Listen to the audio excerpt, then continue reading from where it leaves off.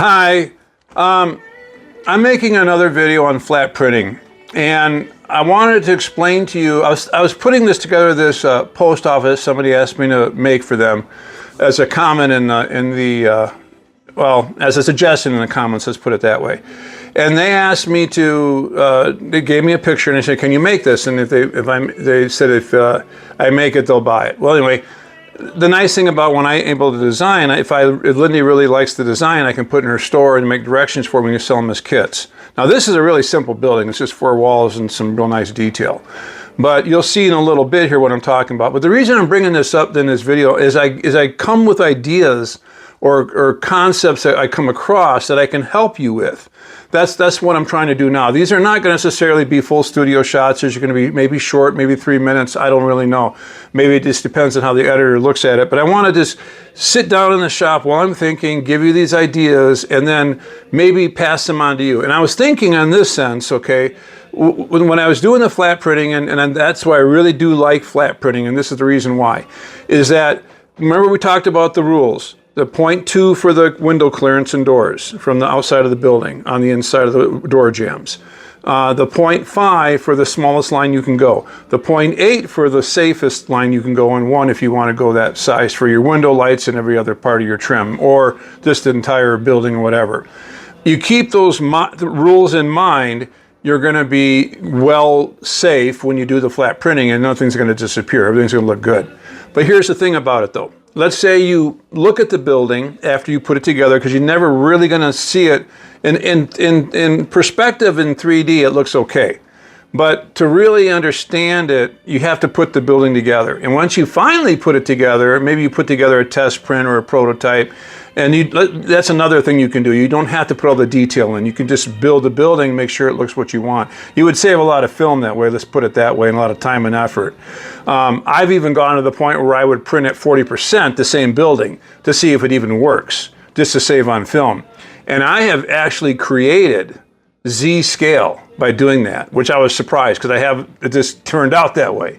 But anyway, and they actually work. So I know if it works at Z scale, it'll work at O, HO. So all the prints that are in Lindy's store, if you ask me to build them in O gauge or HO, I could do it. But the problem I'm going to have is the bed size and the amount of time. It takes a lot of time to print an O gauge building, and no one wants to pay $700 for a building that's been printed that long. That could take 60 hours. I mean, it's crazy, especially with the details that we do.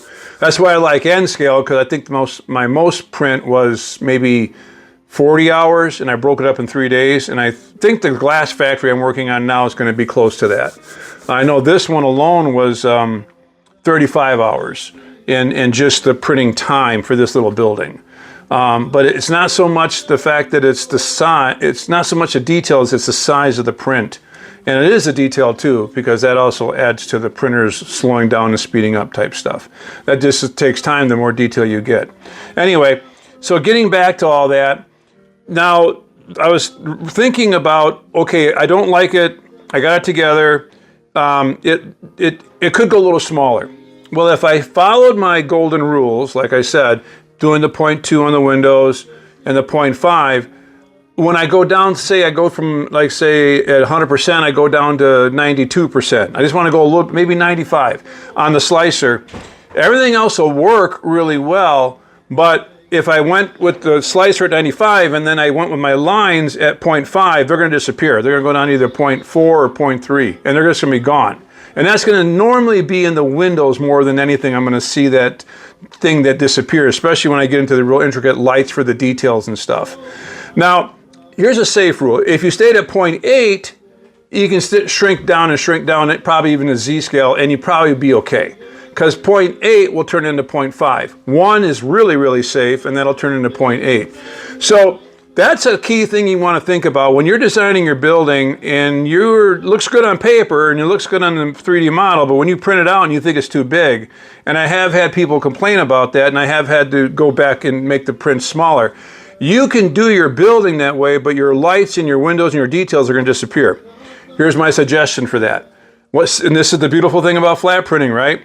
You can go ahead and go to your dimensions and take all your 0.5s and make them 0.8. So here's my new suggestion to you. You would be safer at using 0.8 as your smallest line. If you're really, really picky about your scales, and like I'm going to show you in a little bit here, I'm not. And I'm going to show you the guy, I'm going to show you the car, and I think it came out pretty good. And I explained to you what I'm going to be doing with this building, and it's going to look really nice. Now, this is the building I was telling you about, and if you can see, I'll just show you a little bit of the building. This is the one that I designed for that guy who asked me to make it because he fell in love with that building. But anyway, there it is, and what I'm going to do is I'm going to be putting these little lights on there. Now, the lights aren't going to be to scale, of course, because of the fact that I'm working with really tiny fairy lights and SMDs. I am making smaller bases, but I thought it looked really cool to put 4 lights in each 4 corner and then make like a little diorama for it. But what I want to talk to you about in the flat printing process, if you look at the car real close, and if you look at that little guy standing in the corner there, you can use that as a scale measurement to try and figure out, okay, are the windows right? Are the doors right? Let's say I'm not happy with that. Let's say I want to make it a little bit smaller. Well, then I'll go back to what I was talking to you before and then shrink it. And that's the process of it, using little models. Now, these are store-bought models. I'm not going to try and reduce those. Those are real N-scale models. And that gives me a good idea. Now, there are some things you're not going to get right all the time. But maybe you'll be just like, oh, you know what, that's pretty close. I mean, he could be a small guy. But it could go, if you're really, really picky, it could go a little smaller. But in my opinion, I think it's good enough. Okay, now let's get back to the main video. But personally, for myself, if this was on my layout, I'd accept it. I would love it. I wouldn't change anything of it. But maybe somebody want to go a little bit smaller, that's possible.